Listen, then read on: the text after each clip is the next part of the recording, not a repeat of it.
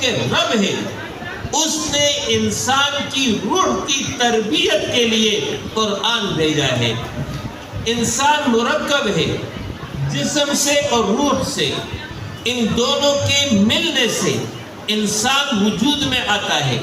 اگر روح انسان میں نہ رہے تو پھر اس صورت میں ہم اس کو انسان نہیں کہتے ہیں بلکہ اس کو انسان کی لاش کہتے ہیں، انسان کی میت کہتے ہیں۔ انسان اس وقت انسان بنتا ہے جب اس جسم کے اندر روح موجود ہو، اور جب روح الگ ہو جائے تو پھر وہ انسان نہیں رہتا بلکہ انسان کی لاش ہوتی ہے۔ تو انسان مرکب ہو گیا دو چیزوں سے، ایک جسم ہے اور ایک روح ہے۔ تو جسم کی تربیت کے لیے میں نے بتایا اس نے ہوا، پانی، غذا کا انتظام کیا، اور روح کی تربیت کے لیے قرآن کو بھیج دیا۔ الا بذکر اللہ تطمئن القلوب، اے لوگوں آگاہ ہو جاؤ، اللہ کے ذکر سے دلوں کو اطمینان نصیب ہوتا ہے۔ روح کی ترقی یہ ہے، روح کی کامیابی یہ ہے، روح کی زندگی یہ ہے کہ وہ اپنے خالق کے ساتھ جڑ جائے، وہ اپنے مالک کے ساتھ تعلق قائم کر لے۔ لہذا اس تعلق کو قائم کرنے کے لیے ذریعہ قرآن کو بنایا ہے کہ جب بندہ مومن قرآن کے ساتھ تعلق جوڑتا ہے تو وہ در حقیقت اللہ کے ساتھ تعلق جوڑ لیتا ہے۔ یہ پہلی صفت ہے رب کی۔ دوسرا معنی رب کا ہے مالک، رب الدار، گھر کا مالک، رب الشیء، چیز کا مالک۔ جو مالک ہوتا ہے وہ خود مختار ہوتا ہے، اسی کی مرضی چلتی ہے۔ گھر پر گھر کے مالک کا حکم چلتا ہے، گھر پر مالک کے علاوہ کسی اور کا حکم نہیں چلتا ہے۔ اللہ فرما رہا ہے ربکم، اللہ تمہارا رب ہے یعنی تمہارا مالک ہے، لہذا مالک کا حکم ہی چلے گا۔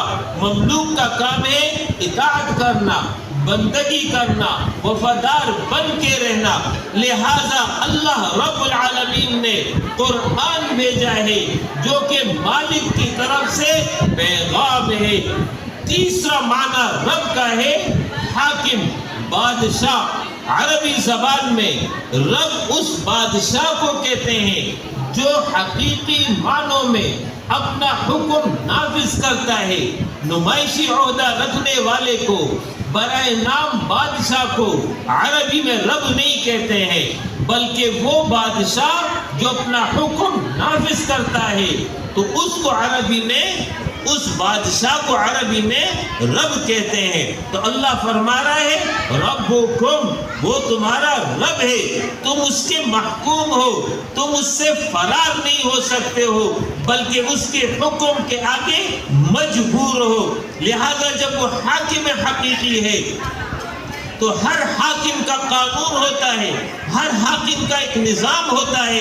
اللہ رب العالمین نے اپنا نظام، اپنا قانون قرآن کی صورت میں بھیجا ہے۔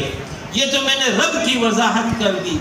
دوسرا لفظ یہاں ذکر ہوا ہے موعظۃ، اے لوگو تمہارے پاس موعظہ آیا ہے۔ موعظہ عربی زبان میں اس کلام کو کہتے ہیں جو اپنی حقانیت کی وجہ سے، جو اپنی سچائی کی وجہ سے، جو اپنے دلائل کے اعتبار سے، جو اپنے مضامین کے اعتبار سے، جو اپنے فصاحت اور بلاغت کے اعتبار سے اس قدر اثر رکھتی ہو کہ سننے والا اگر قلب سلیم رکھتا ہو، عنادی نہ ہو، ضدی نہ ہو، منکر نہ ہو، بلکہ وہ قلب سلیم، اس کا دل سالم ہو، محفوظ ہو، طالب حق ہو، وہ اس قرآن کو سنے گا، لازماً یہ قرآن اس کے دل کو بدل دے گا۔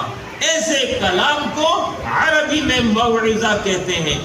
آپ نے سیدنا عمر فاروق رضی اللہ عنہ کے قبول اسلام کا واقعہ سنا ہوگا۔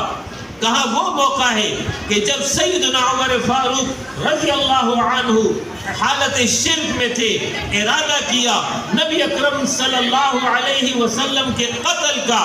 اس ارادے سے وہ گھر سے نکلتے ہیں، راستے میں ان سے کسی نے پوچھا خطاب کے بیٹے کہاں جا رہے ہو؟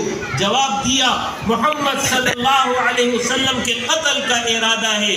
اسے بتایا گیا پہلے اپنے بہن اور بہنوئی کی خبر لے لو، وہ ایمان قبول کر چکے ہیں۔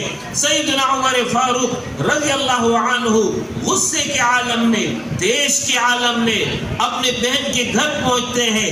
دروازہ کھٹکھٹایا، جب کھولا تو ان کی بہنوئی کہیں چھپ گئے، ان کے ہاتھ پاس قرآن تھا، اس کو انہوں نے چھپا دیا۔ پہلے تو سیدنا عمر فاروق نے اپنی بہن پر سختی کی کہ میں نے سنا تم نے ایمان قبول کیا ہے۔ اس وقت جو ہے ان کی بہن کو انہوں زود کوب کیا، تکلیف پہنچائی۔ پھر اس کے بعد کا وہ کون سا کلام ہے جو تم پڑھ رہے، وہ کلام مجھے دو۔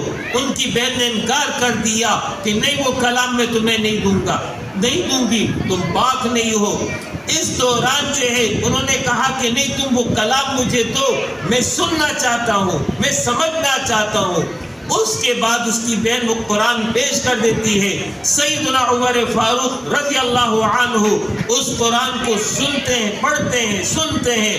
آہستہ آہستہ ان کا دل بدلتا گیا، آہستہ آہستہ ان کے دل میں انقلاب آ گیا، اور جب انقلاب کی کیفیت ظاہر ہو گئی تو ان کے بہنوئی باہر آ گئے اور کہنے لگے تمہارے بارے میں نبی اکرم صلی اللہ علیہ وسلم نے اللہ سے دعا کی تھی کہ اللہ دو عمر میں سے ایک عمر کے ذریعے اسلام کو عزت عطا کر، اور ایک عمر خطاب ہے، دوسرا عمر بن حشام ابو جہل تھا۔ نبی اکرم صلی اللہ علیہ وسلم کی یہ دعا سیدنا عمر فاروق رضی اللہ عنہ کے حق میں قبول ہوتی ہے۔ اب وہ ایمان کی حالت میں نبی اکرم صلی اللہ علیہ وسلم کے پاس جاتے ہیں، اور جب وہاں داخل ہوتے ہیں سیدنا حمزہ رضی اللہ عنہ وہ 3 دن پہلے اسلام لا چکے تھے۔ انہوں نے ارادہ کیا کہ حضرت یہ اگر برے ارادے سے آیا ہے میں اس کے سر کو کاٹ دیتا ہوں۔ آپ صلی اللہ علیہ وسلم نے منع فرما دیا کہ نہیں، حمزہ